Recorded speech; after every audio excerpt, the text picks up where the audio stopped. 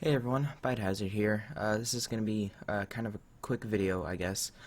Uh, I want to start off by saying sorry I haven't uploaded in a while. I just haven't found the motivation to make much videos other than today, of course. But I'm going to be talking about Star Wars Jedi Survivor and its issues at launch, and issues that have still continued about a week later. So I want to start with Jedi Survivor is not a bad game. It's actually great. It's better than Fallen Order in almost every way.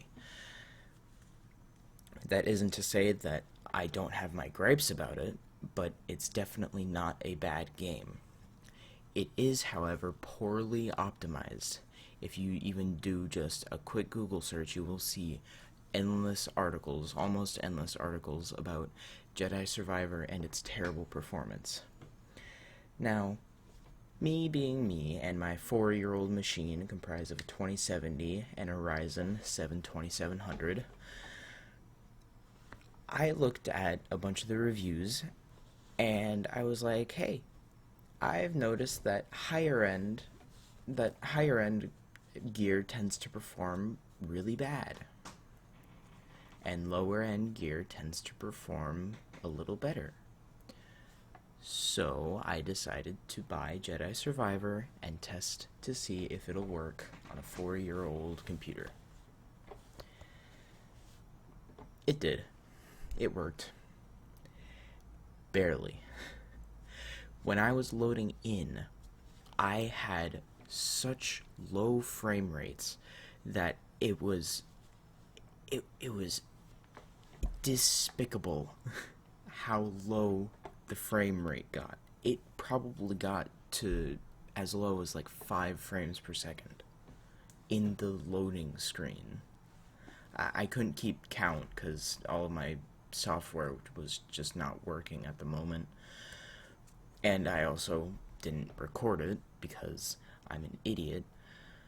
But just trust me when I say it got to as low as probably 5 frames per second on not even the loading screen, just the startup screen.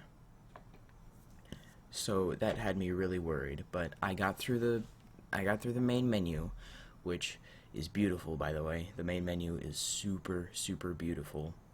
It's just a background of Coruscant. Of course, I didn't record any of it, but it's just a background of Coruscant, and it just looks so beautiful.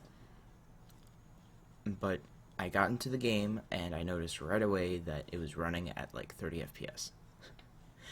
It wasn't going up past that much. I have heard from the reviews, however, that Coruscant, the first part of the game, Coruscant, is pretty bad for frame rates, and that the it gets better after Coruscant. So I continued through Coruscant with very noticeable stutters and lags, and also don't mind the gameplay. I'm playing with kind of a scuffed setup right now. Uh, I'll go into more detail about that probably in another video. Anyway, I went through Coruscant. I beat it. I got onto the I I got past Coruscant, and it wasn't much better. Sure, I was able to get 60 FPS, and as you can see, I switched off ray tracing, which I had on for a little bit, just to see how well my 2070 could perform with ray tracing. But I ended up switching it off because I felt like it was just a detriment to gameplay. I'm gonna try it again later, but I just switched it off because I wanted to just play the game and get it over with. I was playing on high settings for everything. I wasn't playing on epic because I know my computer will not be able to handle that. But I got past Coruscant and onto Kobo. I didn't record any gameplay of this, by the way, because at the time, I just recorded Coruscant because I thought that's all I was going to play, but nope. Anyway, back to the point.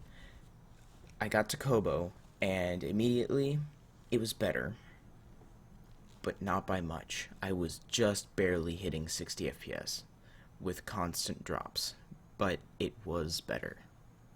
There were still major stutters and still major frame rate losses, but overall, it was better. I did notice, however, that I was probably having low frame rates because the game just didn't load the textures in immediately. Almost at the start of every cutscene, there's always a noticeable lag from textures having to load in. So that's another issue with optimization, and it gets pretty annoying.